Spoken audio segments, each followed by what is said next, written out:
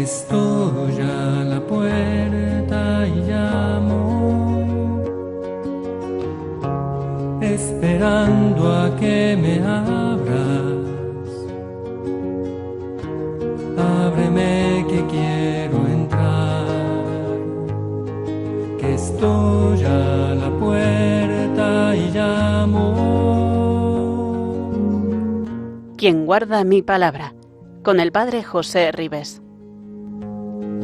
El corazón que te he dado es morada que yo anhelo, pero es tan digno y sagrado. Buenas tardes, un saludo cariñoso a todos los oyentes de Radio María. Les habla el Padre José Ribes, párroco de Massamagrell, Archidiócesis de Valencia. En el programa anterior nos quedamos en esas palabras introductorias con que el evangelista ya nos introducía en el relato de la pasión, muerte y resurrección de Jesús, con el cual va a terminar la primera parte de su obra, que es el Evangelio. Y recordábamos aquellas palabras donde nos quedábamos, donde el evangelista pues nos invita ya a entrar en el relato de los grandes acontecimientos de nuestra fe cristiana, como es la entrega de Jesús por nosotros, por nuestra salvación, en el madero de la cruz y su posterior glorificación en la resurrección. El evangelista nos decía estas palabras: andaban buscando los sumos sacerdotes y los escribas cómo quitarlo de en medio, porque temían al pueblo. Decíamos cómo, según el evangelista, en esa conspiración contra Jesús participaron tanto los sumos sacerdotes como los escribas, así como los ancianos que formaban parte del gran consejo religioso de los judíos, que era el Sanedrín. Querían prenderle y darle muerte, pero nos ha dicho el evangelista que el temor al pueblo no se lo permitía, porque el pueblo seguía con gusto a Jesús. Continuamos con el evangelista, que va a narrarnos ya la preparación de la cena pascual, de la última cena de Jesús.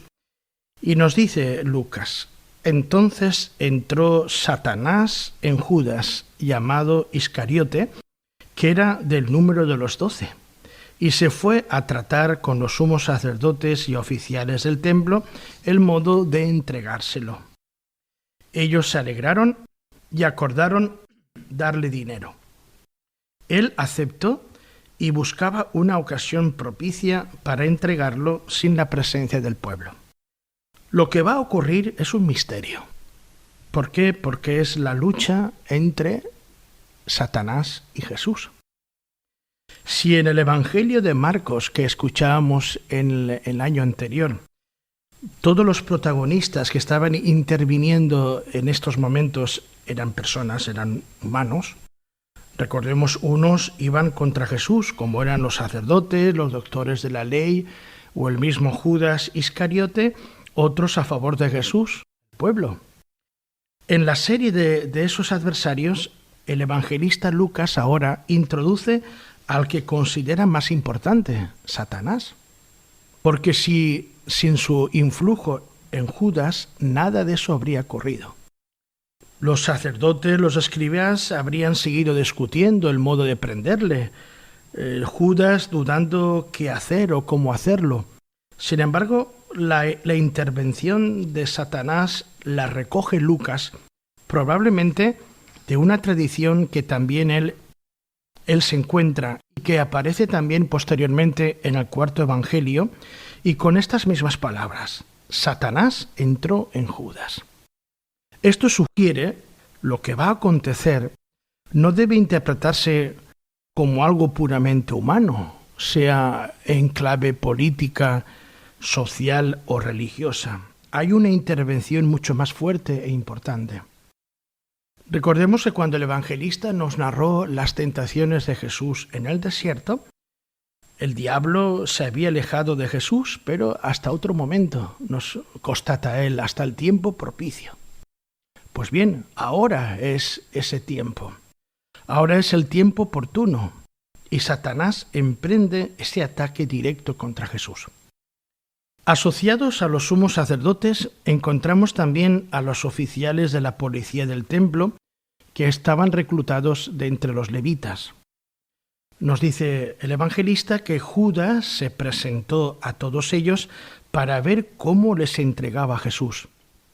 Judas les está ofreciendo la solución al problema que les preocupaba, cosa que les llenó de alegría.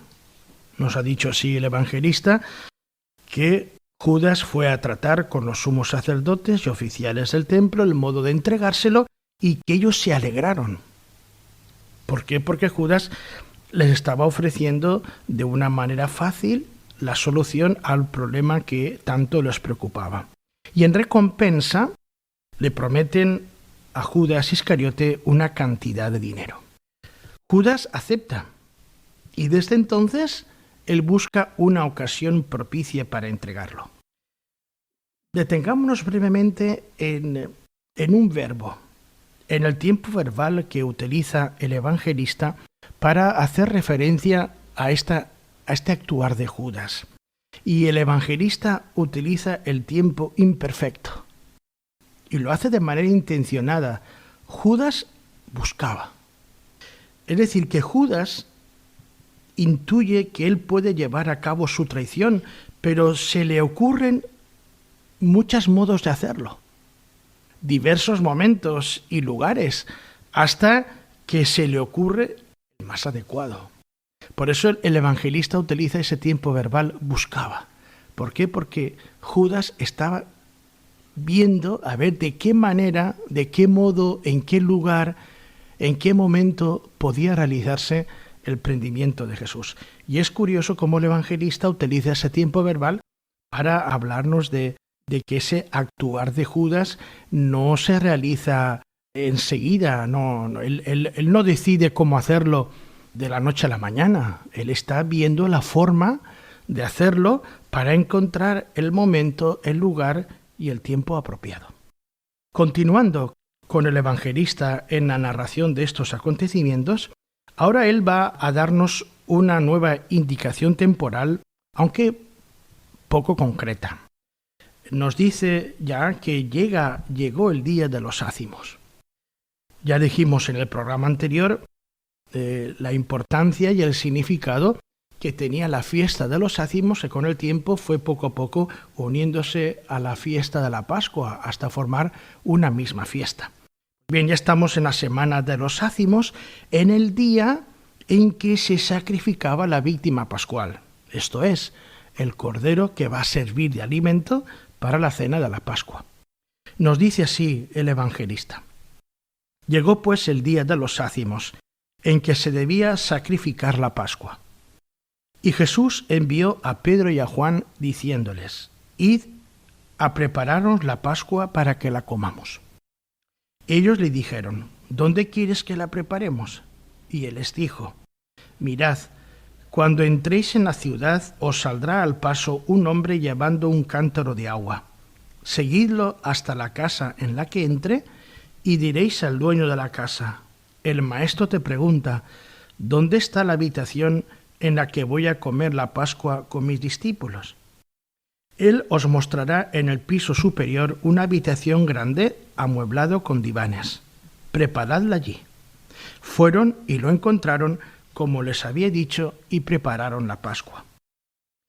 Queremos ahora subrayar estos detalles que han aparecido en este texto. En primer lugar, veamos cómo la iniciativa de preparar la cena de la Pascua no parte de los discípulos, como nos decía Marcos en su Evangelio, sino del mismo Jesús, como lo afirma Lucas. Es Él quien desea celebrar la Pascua con ellos. Además, los dos discípulos enviados por Jesús no quedan en el anonimato, como aparecía en el Evangelio de Marcos, sino Lucas nos dice quiénes son. ¿Quiénes son aquellos dos discípulos a quienes Jesús envía para preparar la Pascua? Nos dice que son Pedro y Juan. Más tarde, cuando veamos en el tiempo oportuno, cuando veamos el libro de los Hechos de los Apóstoles, veremos cómo Pedro y Juan son los pilares de la comunidad de Jerusalén. Son aquellos que llevarán el servicio de la comunidad. Pues bien, aquí ya, de una forma ya previa, anticipada, ya aparece, digamos, ese servicio, esa labor de servicio que ellos comenzando a realizar, pero que será una realidad más significativa cuando venga el momento del comienzo de la comunidad naciente. Si en el Evangelio de Marcos los discípulos hablaban a Jesús de dónde quieres que vayamos a prepararte la cena de Pascua, ahora en Lucas Jesús le dice a Pedro y a Juan: id a prepararnos la cena de Pascua. Es un cambio aparentemente mínimo, pero que manifiesta el deseo de Jesús de comer la cena de Pascua con sus discípulos, como él mismo les va a decir cuando comience la cena pascual. En el texto que acabamos de leer, se nos quiere informar acerca del lugar de la celebración y de cómo llegar a él. Y por eso, al entrar en la ciudad, Jesús les dice que les saldrá al encuentro un hombre con un cántaro de agua, cosa que algunos consideran extraño, porque esa tarea acostumbraban a hacerla más las mujeres o los siervos. Según el texto, no hay que hablar con esa persona, basta seguirle, entrar en la casa donde vaya y preguntarle directamente al dueño dónde está esa sala. Y el evangelista nos menciona, el maestro dice, y la pregunta: ¿dónde está la habitación en la que voy a comer la Pascua con mis discípulos? Eso supone que Jesús conoce al dueño de la casa y que ha habido un posible acuerdo anterior de Jesús con esta persona. Porque los discípulos hicieron lo que Jesús les había ordenado: seguirle, y en la casa en la que entre le preguntáis al dueño. ¿Por qué? Porque de algún modo ya está diciéndonos que ha habido una comunicación anterior, ha habido un acuerdo previo. Jesús ya sabe en qué casa pueden hospedarse, dónde puede celebrar la Pascua y dónde está localizado el lugar. Los discípulos, pues, hicieron lo que Jesús les había ordenado y encontraron el piso superior, una habitación grande amueblada con divanes a la disposición del maestro, y allí prepararon la Pascua. Y eso es lo que Lucas termina diciéndonos. Da por supuesto el evangelista que los que leen el Evangelio conocen el modo de hacerlo. Pero nosotros vamos a comentar o a recordar, porque ya lo dijimos cuando comentábamos el Evangelio de Marcos, decíamos que la preparación de la fiesta de la Pascua comenzaba unos días antes. Comenzaba justamente unos 3 días antes. Era el 10 del mes de Nisán cuando se elegía un cordero o un cabrito añal y sin defecto. 3 días más tarde, esto es, en la noche del 13 al 14 del mes de Nisán, tenía lugar lo que los judíos le llamaban la Bediká. ¿Qué es eso? A la luz de una lamparilla de noche se limpiaba la casa de todo resto de pan fermentado. Es decir, no tenía que haber en la casa ningún trocito, por pequeño que fuera, de pan fermentado, porque estaba prohibida en la Pascua. Entonces, vemos cómo el día 10 se elegía el cordero, 3 días más tarde se tenía lugar la limpieza en la casa de todo resto de pan fermentado, y el día 14 por la tarde es cuando tenía lugar el sacrificio del cordero. Ya que eran muchos los que acudían al templo para este fin, digamos en la organización, digamos, del sacrificio de los corderos, digamos que la gente que entraba por turno se organizaba en 3 grupos, y los sacerdotes en 2 filas paralelas con copas de oro y plata en las manos ocupaban el lugar desde el atrio hasta el altar de los holocaustos. Cada israelita mataba su cordero en un sitio que estaba preparado para ello, y el sacerdote más cercano recogía la sangre en la copa. La sangre pasaba de sacerdote a sacerdote, hasta que la derramaban al pie del altar. Y después de quemar las grasas, el israelita se echaba al hombro el cordero y lo llevaba a su casa, donde era asado y comido. Esta ceremonia pública debía terminar antes de ponerse el sol. Además del cordero, que era el alimento principal, el menú constaba también de vino, pan, verduras, lechuga y una especie de mermelada a base de higos, dátiles, almendras y otras frutas. Se majaba todo en vino o en vinagre y se condimentaba con canela y otras especies. Por tanto, los dos discípulos tuvieron mucho trabajo. Suponiendo que ya tuvieron reservado el cordero, por la mañana debieron comprar los diversos productos y por la tarde llevar el cordero al templo para matarlo y asar el animal. Hechos los preparativos, nos cuenta el evangelista algo importantísimo. Tuvo lugar la última cena de Jesús, donde ocurre la institución de la Eucaristía, llamada ya desde los inicios la fracción del pan. Antes de comenzar el texto de Lucas, conviene recordar cómo se celebraba la Pascua entre los judíos. Es verdad que no tenemos datos exactos sobre la época de Jesús, pero sí de pocos siglos más tarde, y ese tipo de celebraciones no cambiaban mucho con el tiempo. La cena pascual se celebraba en familia, aunque también podían ponerse de acuerdo varias personas, no es preciso que fueran de la misma familia, y celebrar juntos la Pascua. En la forma de celebrarla no se tenía en cuenta aquella prescripción que aparecía en el libro del Éxodo, en el sentido de que ésta se tenía que comer con prisa, como si uno tuviera que marcharse enseguida, sino que la Pascua, tal como la celebraban los judíos en tiempos de Jesús, no se tenía que comer de pie y con prisa, sino se asemejaba más bien como un banquete griego o romano. Los comensales estaban recostados para darle a la cena un carácter solemne y un sentido como de verdadera libertad, en recuerdo de la liberación de Egipto. La cena pascual comenzaba con la preparación de la primera copa de vino, durante la cual el padre de familia pronunciaba una serie de alabanzas a Yahvé. Después venían los aperitivos, que consistían en unas hierbas amargas y una sopa de mermelada. Entretanto, se traía el plato principal y se preparaba y se servía la segunda copa. Después comenzaba la liturgia de la palabra, que consistía en una pregunta que hacía el niño de la casa o el más pequeño, preguntando qué sentido tenía la fiesta que estaban celebrándola y por qué por la noche y en recuerdo de qué. A esa pregunta, el padre, que era el que presidía la cena pascual, respondía contando la salida de Egipto e insistía en el sentido del cordero, de las hierbas amargas y los panes ácimos. Y es curioso cómo el sentido del cordero, el cordero simbolizaba la misericordia de Dios.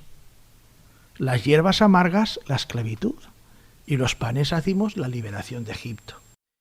Y cuando se terminaba la explicación, podemos llamarle la homilía, del padre respondiendo al niño el sentido y el significado de la cena pascual, entonces es cuando se recitaban los salmos 113 y 114, que eran los salmos que también Jesús y los discípulos entonaron aquella noche.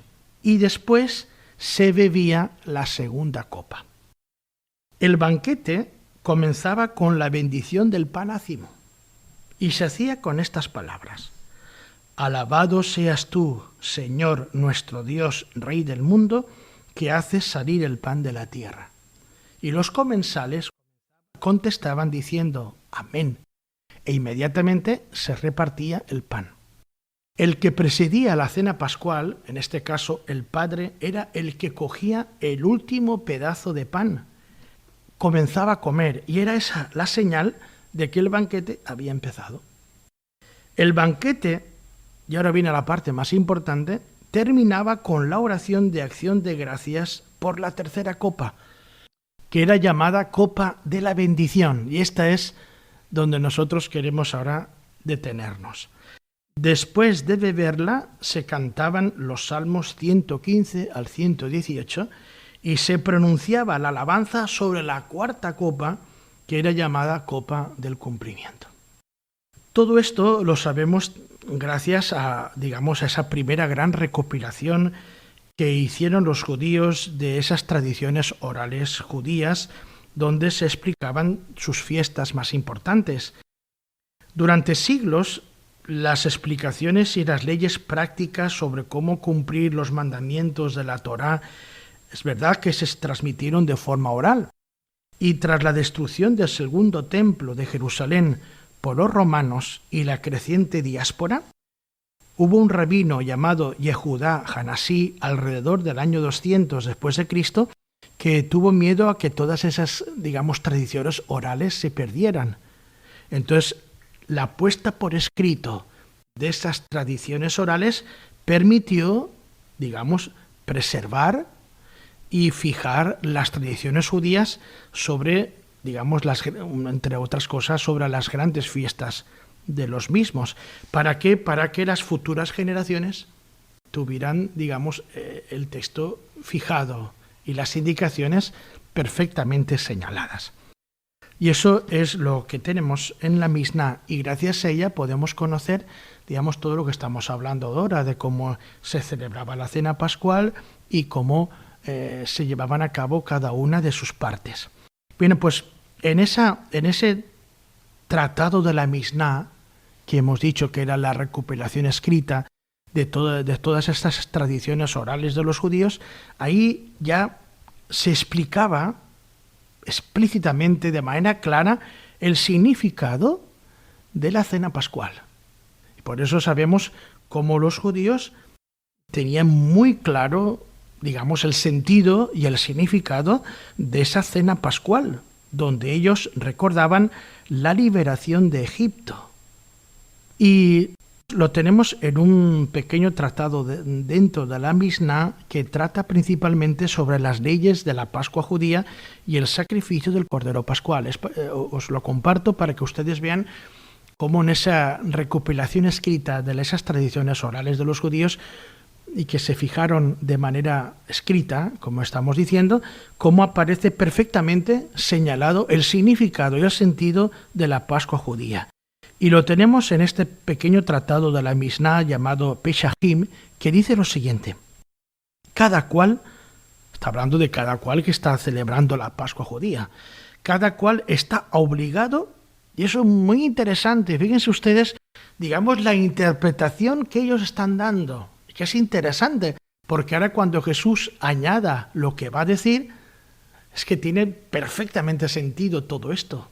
Porque fíjense ustedes que la cena pascual judía no solamente recordaba la liberación de Egipto, algo que aconteció, sino fíjense ustedes cómo en el Pesachim se dice, cada cual que está en la cena pascual comiendo, está obligado él a considerarse como si él mismo hubiera también salido de Egipto. Es decir, no solamente se está refiriendo a los que vivieron aquel acontecimiento miles de años antes, sino que le está diciendo, es que ustedes, cuando celebran la Pascua judía, deben considerarse que son ustedes también los que han salido de Egipto, no sus padres, sus antepasados, sino cada cual. Por eso cada cual está obligado a considerarse como si él mismo hubiera salido de Egipto.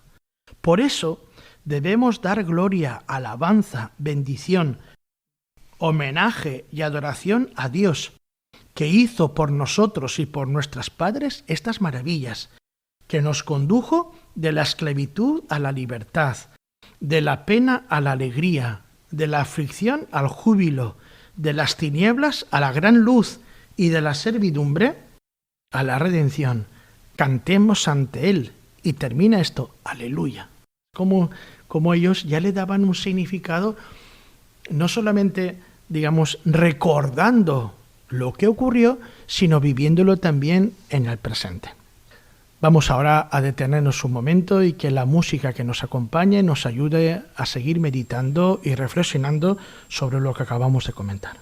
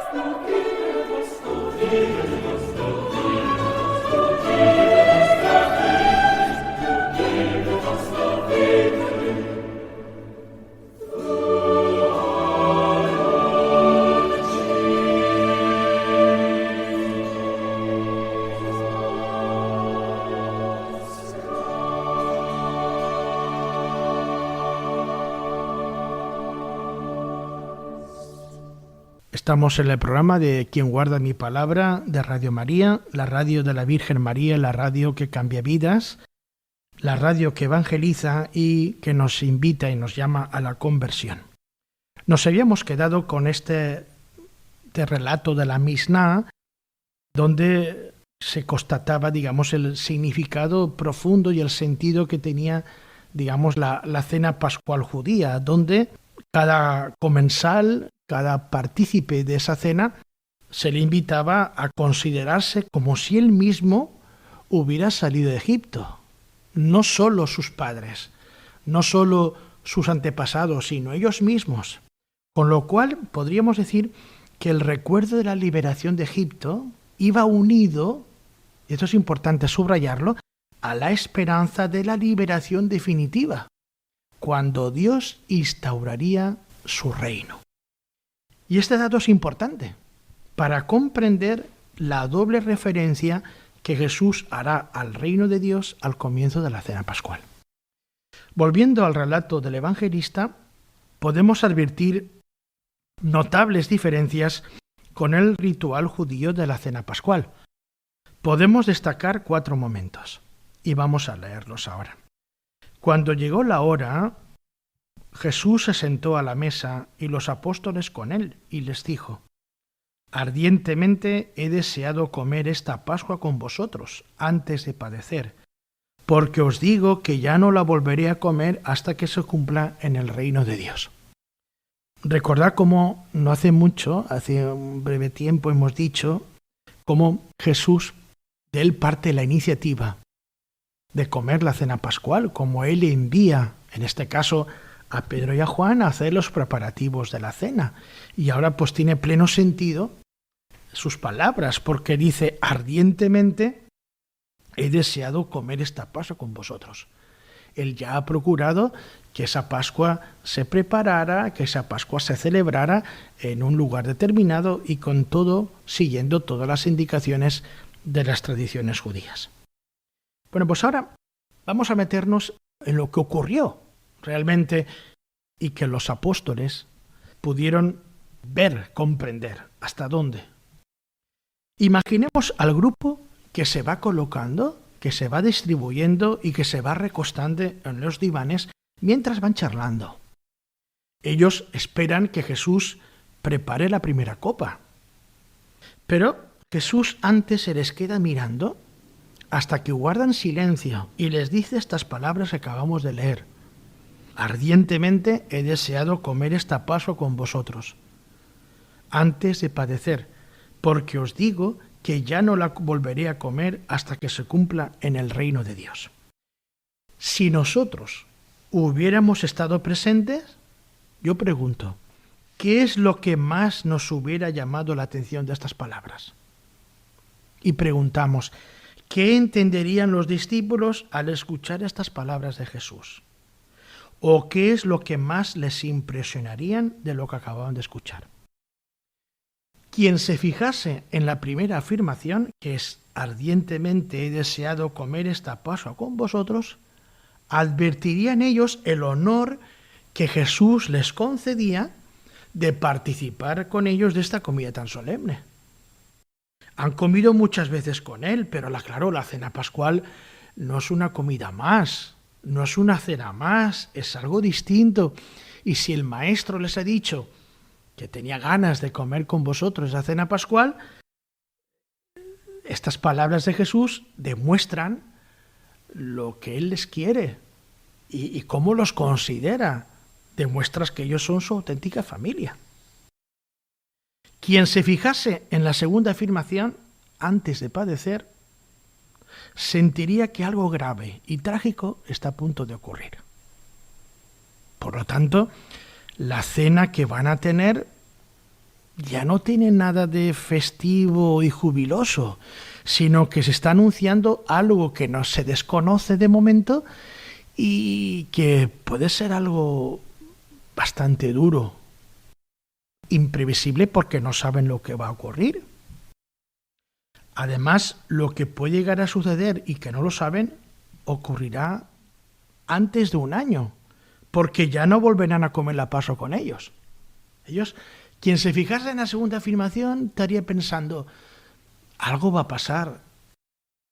Bello y bonito y jubiloso, no. Pero si Él nos dice que ya no va a comer otra Pascua con nosotros, por lo menos esto podrá ocurrir en el espacio de un año, porque ya la siguiente Pascua ya no va a estar Él, o no se va a celebrar de la misma forma, o algo va a cambiar motivado por no sabemos qué. Estamos situándonos un poco para llegar a comprender lo que en ese momento pudo ocurrir en la mente de los discípulos. Quien se quedara con la última frase, ya no lo volveré a comer hasta que se cumpla en el reino de Dios, pues uno se podía consolar pensando que Jesús volvería a comer la Pascua. Pero, ¿en qué momento? ¿En el reino de Dios? ¿Cuándo va a suceder eso?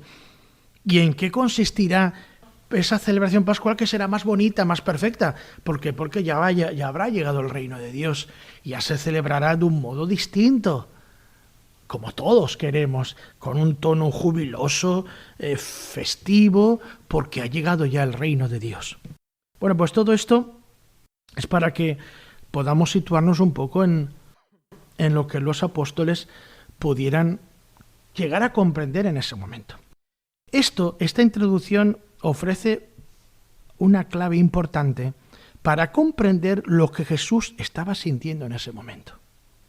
Por una parte, Jesús sabe que su vida se acaba, y por otra, que todo esto que se va a realizar va a acontecer según el plan diseñado por el Padre. Y estos dos sentimientos contrapuestos los encontramos también en otros momentos de este relato de la pasión, y los vamos a ver después. Jesús no deja mucho tiempo para comprender lo que ha dicho. ¿Por qué? Porque toma una copa de vino, Sería esa primera copa que no mencionan los otros evangelios y pronuncia una bendición semejante a la que decimos nosotros en la Eucaristía, en el momento del ofertorio. Bendito seas, Señor Dios del universo, por este pan o por este vino. Y tomando un cáliz, después de pronunciar la acción de gracias, dijo: tomad esto, repartidlo entre vosotros. La segunda copa.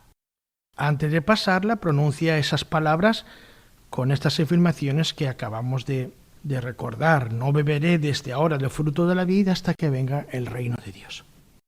Del ritual posterior a la primera copa, como son hierbas amargas con mermelada, el cordero, la pregunta sobre el sentido de la fiesta que hacía el niño, el canto de los salmos y la segunda copa, no se cuenta nada. Lucas no le interesa contar esto que acontecía, lo omite. ¿Por qué? Porque para él lo importante es el momento de la bendición y lo que va a comentar del reparto del pan. Vemos cómo el evangelista omite, deja a un lado, no cuenta esos momentos previos al momento principal. ¿Por qué? Porque a él no le interesa, digamos, subrayarlos. Y ya directamente pasa el evangelista al momento principal de la cena. Decíamos que lo habitual era que el padre de familia o quien presidiera la cena pascual bendijera y se distribuyera el pan. Y Lucas dice de este modo lo que Jesús realiza y dice: y tomando pan, después de pronunciar la acción de gracias, lo partió y se lo dio diciendo: esto es mi cuerpo, que se entrega por vosotros. Haced esto en memoria mía.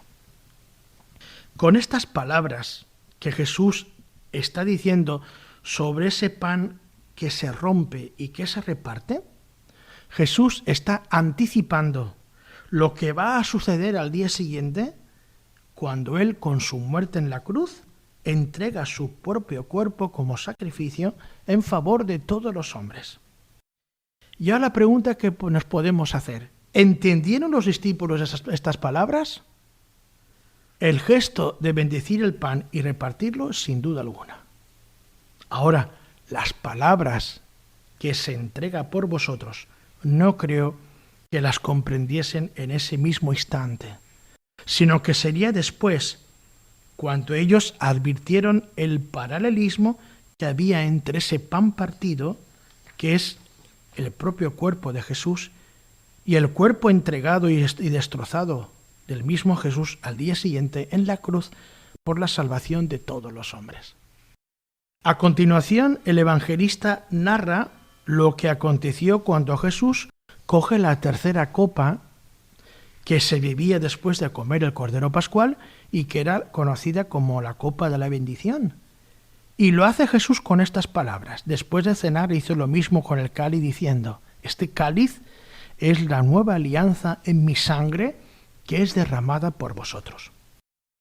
Estas palabras dichas por Jesús sobre el vino contenido en la copa o en el cáliz manifiestan las intenciones profundas de Jesús. Y para entender estas palabras es preciso que nos situemos en esa perspectiva bíblica de las alianzas, porque es el sentido que le da Jesús. Según la mentalidad semítica, una alianza, un pacto, se sellaba siempre con la sangre de las víctimas. Fue el caso, por ejemplo, de la alianza de Dios con Noé, con Abraham.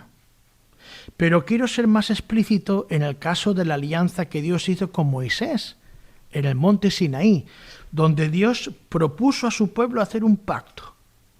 Y en ese pacto, Dios se comprometía a ser su Dios. Dios defendería y protegería a su pueblo, y el pueblo se comprometía a cumplir con lo que Dios le mandase, que es el decálogo. El pueblo aceptó y se firmó la alianza con una ceremonia sellada con la sangre de unos novillos. Con ella, o con parte de ella, se rociaba el altar y con otra parte al pueblo. ¿Qué ocurrió? Al cabo del tiempo, el pueblo dejó de comportarse de acuerdo con esas obligaciones que había contraído en esa alianza que había sellado con Dios. Dios los castigó con el destierro de Babilonia, Pero Dios, a través de los profetas, les prometió que habría una nueva alianza, más estable y mejor que la anterior.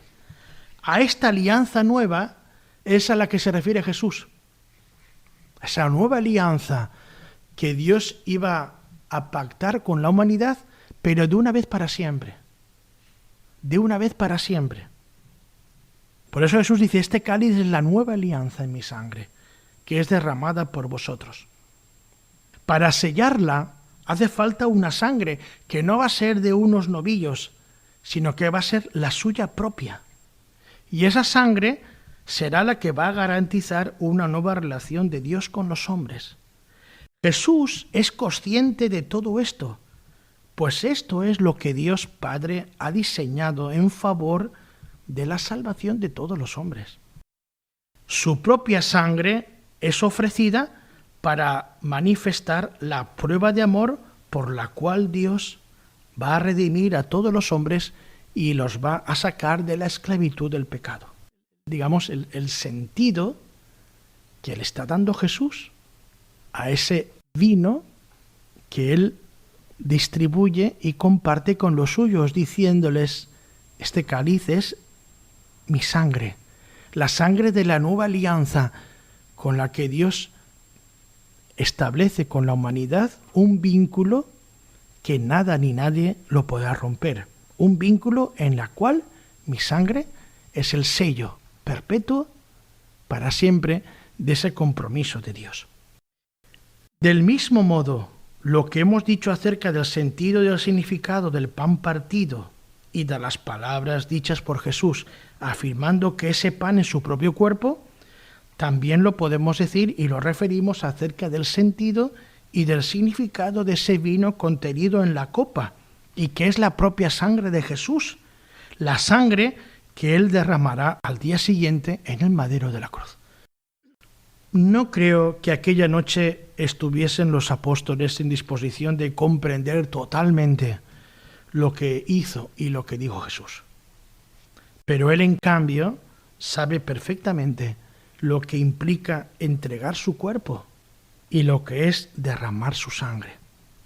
Verse preso como un bandido, juzgado y condenado contra toda justicia, insultado, azotado, cargando el patíbulum, clavado en la cruz como un malhechor, como un sedicioso, ver cómo desgarran su cuerpo los azotes y los clavos, y cómo se derrama su sangre desde el pretorio hasta el monte Calvario. A los pocos días, sí que hemos de decir que a los pocos días, a la luz de la resurrección de Jesús, los discípulos sí que pudieron comprender, a la luz de lo acontecido con Jesús, todo lo cuanto antes había sucedido y todo cuanto había ocurrido en esa cena pascual, donde ese pan partido era el propio cuerpo de Jesús que será roto en su pasión y en su muerte, que ese vino es esa sangre derramada que Jesús ya anticipó en ese momento y que al día siguiente derramaría en el madero de la cruz. Y es entonces cuando comprenderán lo que significa lo que Jesús ha dicho: haced esto en memoria mía. Es impresionante comprender, digamos, el alcance de todo lo que ocurrió en la última cena, donde Jesús instituye la Eucaristía. Sus gestos, acompañados de unos sentimientos tan profundos de Jesús. Aquello sería verdaderamente emotivo.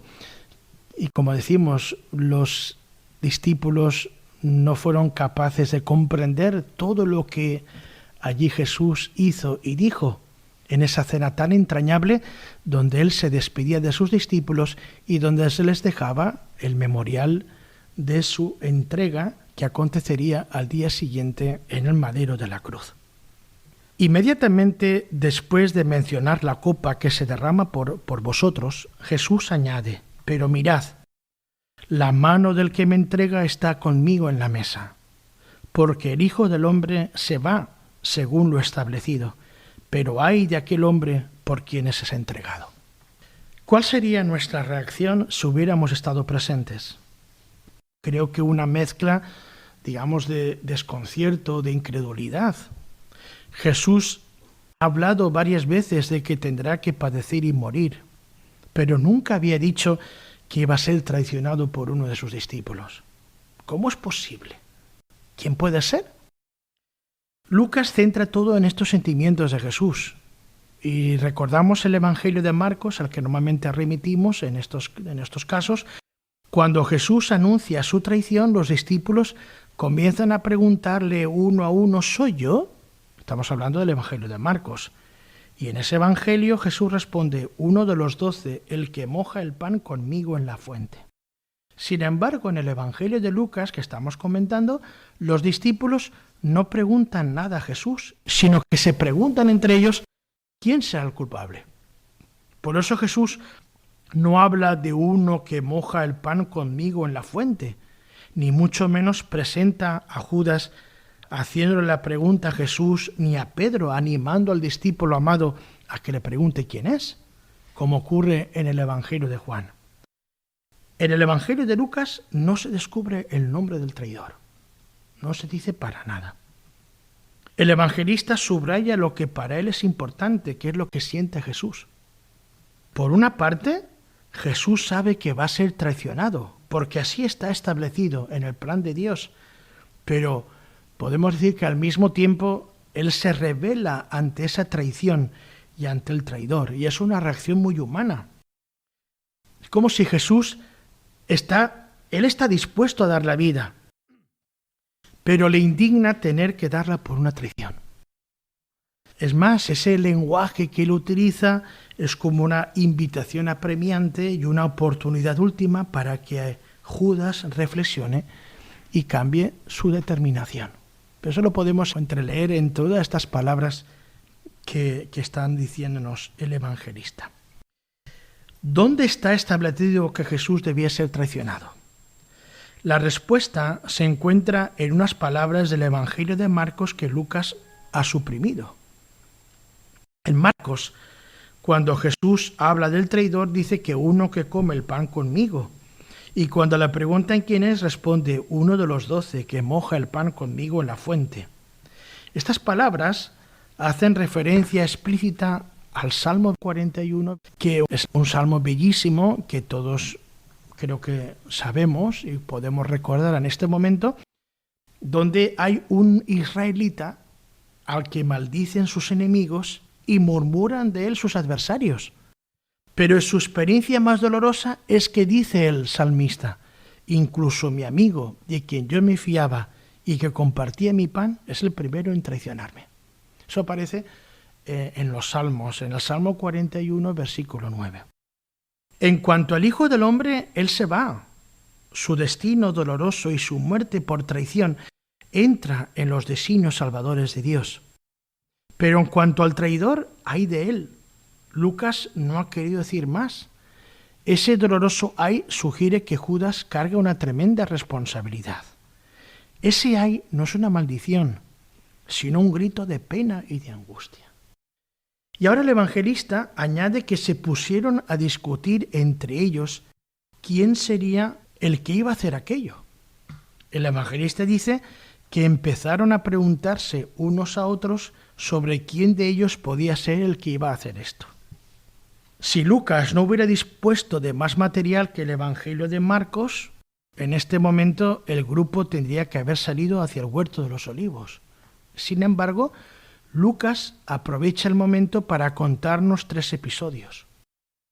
Comenzamos por el primer episodio en el que Jesús va a dar una enseñanza a los 12, que están discutiendo entre ellos quién es el más grande. Fíjense ustedes que en ese momento, que es tan emotivo para Jesús, los discípulos están discutiendo entre ellos quién es el mayor. Se produjo también un altercado a propósito de quién de ellos debía ser tenido como el mayor. Es decir, que la pregunta sobre quién será el traidor, los discípulos pasan de entre ellos quién es el que puede hacer esto, a la discusión entre quién es el más importante entre ellos. Fíjense ustedes, digamos, la situación curiosa que se está dando en ese momento. No se trata de saber quién es el más malo, sino el más bueno. Fíjense ustedes lo que está ocurriendo en ese momento tan emotivo para Jesús, y sin embargo los discípulos no se dan cuenta de todo lo que está ocurriendo. Y a propósito de quién podría ser el más importante, pues podemos decir que solo 3 o 4 pretenderían ese honor. ¿Quiénes? Los primeros que fueron llamados por Jesús, como fueron Pedro y su hermano Andrés, Santiago y su hermano Juan. La discusión que se da entre ellos, no sabemos por qué surgió esa discusión. Y sobre todo que estén discutiendo sobre la grandeza inmediatamente después que Jesús ha anunciado la traición. Eso es algo inexplicable, eso es algo inaceptable. Y Jesús, fíjense ustedes, Jesús, en vez de indignarse con ellos, aprovecha ese momento para enseñarles cuál debe ser el modelo a imitar, que es el mismo. Ante esa discusión que ha surgido entre ellos quién es el más importante, Jesús no les regaña, sino siempre como ese momento también les corrige de forma cariñosa y de una manera bellísima para decirles, no, ustedes no tienen que ir por ahí, tienen que mirarme a mí, lo que yo estoy haciendo, lo que voy a hacer, tienen que seguir mi ejemplo. Y por eso Jesús les dice estas palabras: los reyes de las naciones los dominan, y los que ejercen la autoridad se hacen llamar bienhechores. Vosotros no hagáis así, sino que el mayor entre vosotros se ha de hacer como el menor, y el que gobierna como el que sirve. Porque ¿quién es más, el que está a la mesa o el que sirve? ¿Verdad que el que está a la mesa? Pues yo estoy en medio de vosotros como el que sirve.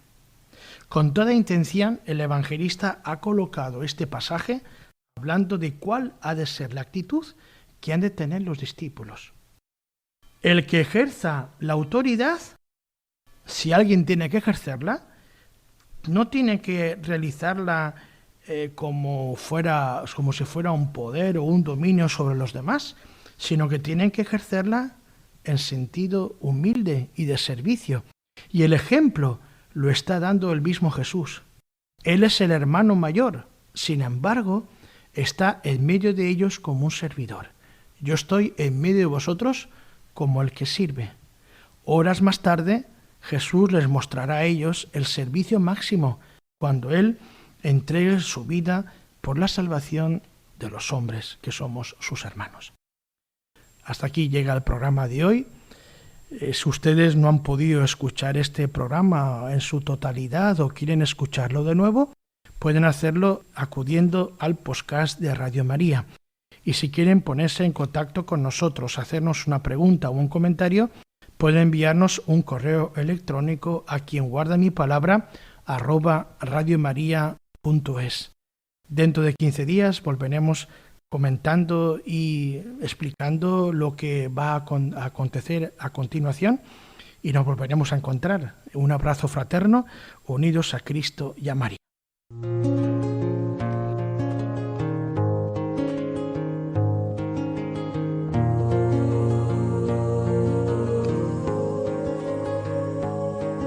Estoy a la puerta y llamo, esperando a que me abras. Ábreme que quiero entrar, que estoy a la puerta y llamo. Quien guarda mi palabra, con el Padre José Ribes. El corazón que te he dado es morada que yo anhelo, pero es tan digno y sagrado.